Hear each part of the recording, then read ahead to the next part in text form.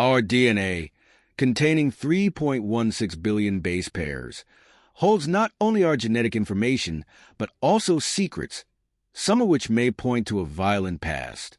Several studies suggest a massive, prehistoric conflict, possibly the first global one, that spanned much of the inhabited world. This conflict's ramifications are felt even today.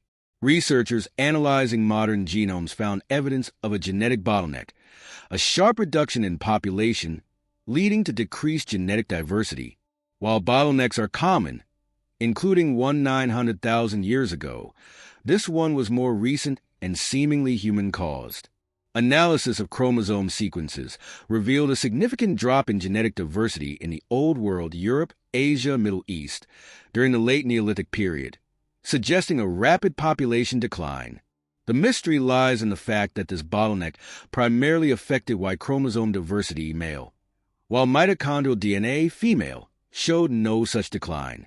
This suggests a selective pressure impacting males, leading researchers to hypothesize unprecedented violence. Natural events like volcanic eruptions or weather would likely affect both genders equally. The male population in the affected regions is estimated to have decreased by up to 95%, potentially leaving women outnumbering men 17-1. No recorded conflict approaches this level of lethality. While DNA suggests this conflict, there's also abundant physical evidence. Over 250 late Neolithic sites in Europe alone show signs of violent deaths. Neolithic humans are frequently found in grim conditions, bearing evidence of significant bodily harm. Analyses of remains reveal high percentages of individuals, particularly adult and adolescent males, with injuries from weapons, suggesting frequent violent encounters. However, bone lesions only appear in about 15% of fatal melee attacks, and other causes of death related to conflict must also be considered. This period saw an increase in battles and indiscriminate massacres. The Talheim death pit in Germany, dating to around 5000 BC, contained at least 34 brutally slain individuals, many with cranial injuries, suggesting attackers targeted the head. Young women were notably absent, implying they were taken as trophies. The fortified settlement itself indicates a need for defense. The Schlitz massacre in Austria, also around 5000 BC, involved 200 victims dumped in a mass grave. Like Talheim, there was a lack of female remains, and some victims were found without limbs and with severed skulls, possibly indicating torture and dismemberment. The largest prehistoric mass grave, Herxheim in Germany, 5,300 to 4,950 BC, reveals a community of ravagers. Over 1,000 individuals were found in pits, dismembered, with skulls cleaved and defleshed, suggesting ritualistic skull worship and cannibalism. Bones were processed into tools and decorations.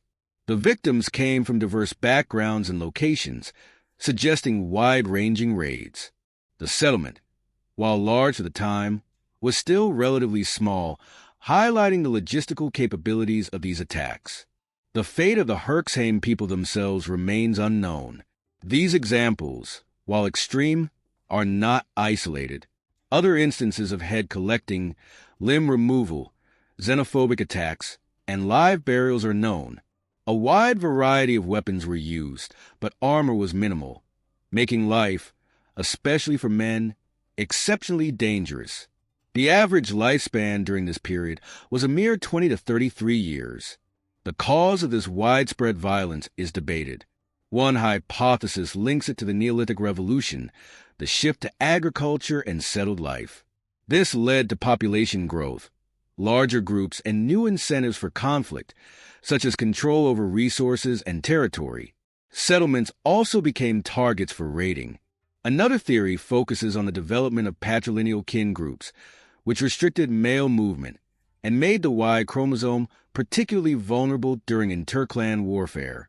An alternative, peaceful explanation suggests that these clans split through lineal fission, and the resulting smaller, related male groups were more susceptible to Y chromosome lineage loss due to environmental pressures and reproductive fitness differences.